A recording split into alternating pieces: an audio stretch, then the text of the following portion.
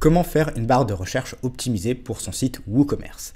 Alors ici, on va regarder de comment passer de cette barre de recherche qui est plutôt classique et sommaire, où nous ne voyons pas directement nos produits, ni même si les produits sont disponibles ou existent, à une barre un petit peu plus optimisée et un petit peu plus sympathique pour nos utilisateurs, à savoir ce type de barre où là, dès que je recherche un produit, ne serait-ce que des mots qui sont contenus dans un produit, je vois la liste de plusieurs produits contenant ce mot, ainsi qu'une prévisualisation de mon produit, son prix, ses quantités, et je peux même ajouter une description, ainsi que le bouton « Ajouter au panier ».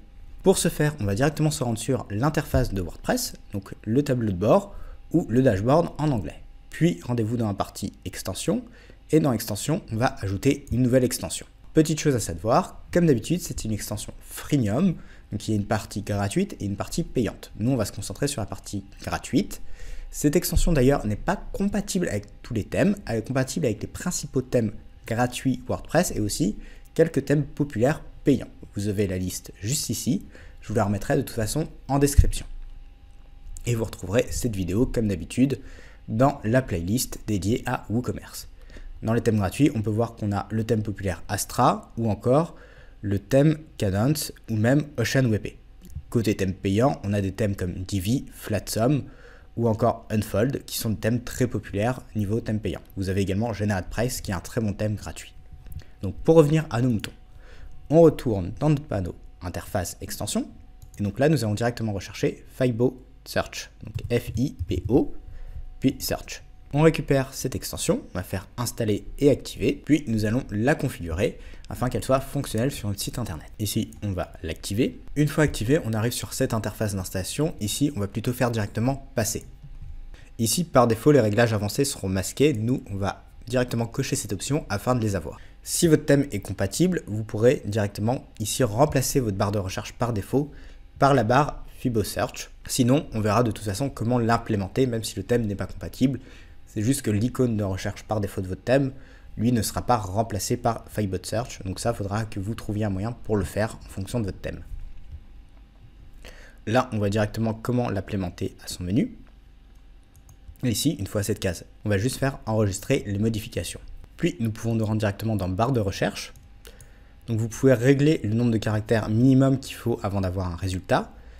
La largeur maximale du champ, donc cette largeur-là. Par défaut, il me semble qu'il est sur 600 pixels. Le mieux, c'est d'effacer et de mettre 0. Comme ça, sa largeur sera de 100%. Vous pouvez afficher le bouton de recherche ou non. Mettre directement ce que vous voulez dans le champ. Donc si par exemple, j'efface mes 3 petits points, on peut voir que sur le retour, il s'efface. Si je mets mon bouton de recherche, pareil, ça se met à jour. Ici, afin d'avoir un site un peu plus minimal, je préfère directement le décocher. Ensuite, vous pouvez choisir sa mise en page. Est-ce que vous voulez que ce soit seulement une barre de recherche ou un icône de recherche, ou un icône sur mobile et une barre de recherche sur ordinateur. Personnellement, je trouve que cette option-ci est la plus adaptée et la plus optimisée.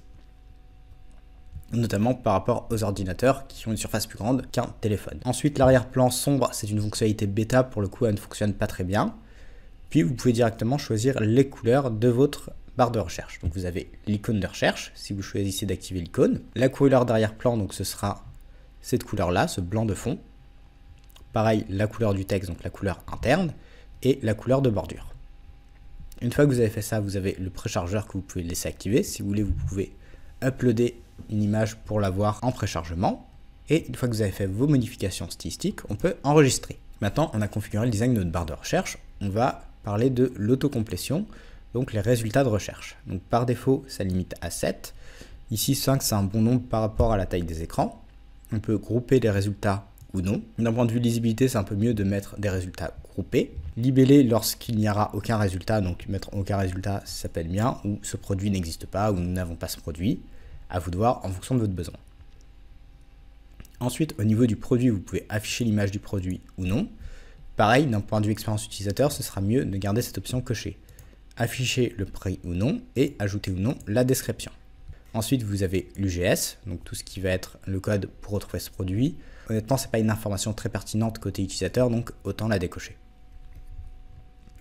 Et enfin, vous pouvez choisir d'afficher ou non les catégories et les étiquettes de vos produits. Donc là, par exemple, vous regardez, j'ai une partie catégorie et une partie étiquette. Puis vous avez le panneau détaillé qui, par défaut, lui sera décoché. Pareil, c'est une option que j'aime bien garder cochée pour avoir ce détail de produit qui s'affiche sur le côté. Et à nouveau, vous pouvez changer toutes les couleurs concernant ce rendu.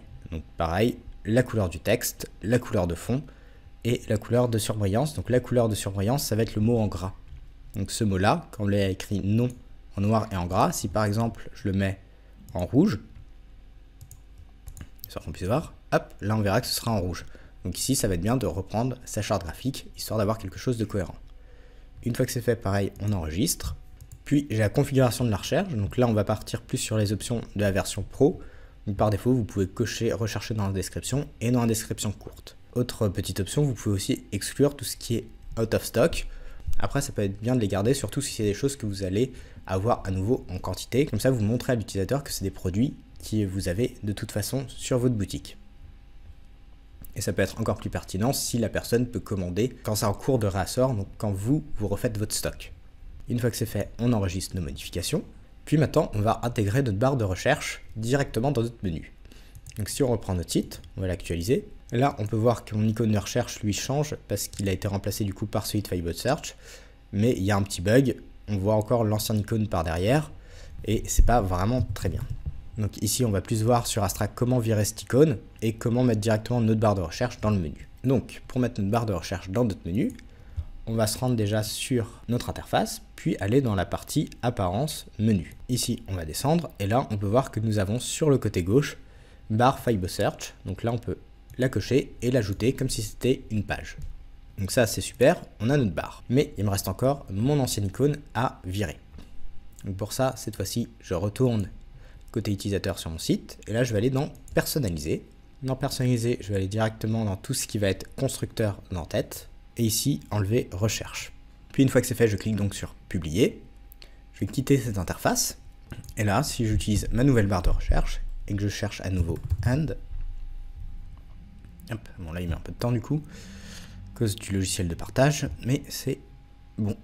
Et donc là on peut voir que j'ai mes produits qui s'affichent, qui contiennent le mot and, et quand je passe dessus, j'ai la preview du produit et je peux directement l'ajouter au panier.